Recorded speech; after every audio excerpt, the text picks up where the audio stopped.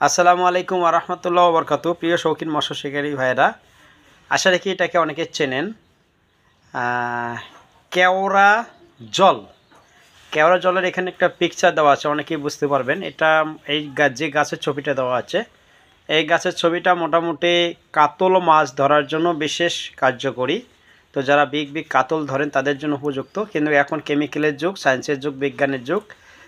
এটা হচ্ছে কেওড়া জল। এটা বাংলাদেশে প্রায় সমস্ত জেলাতেই পাওয়া যায়, বিশেষ করে পশরির দোকান, বানিয়াতির দোকান, যেখানে গাছগাছরা ঔষধিগুলো বিক্রি করে সেখানে পাওয়া যায় কেওড়া জল।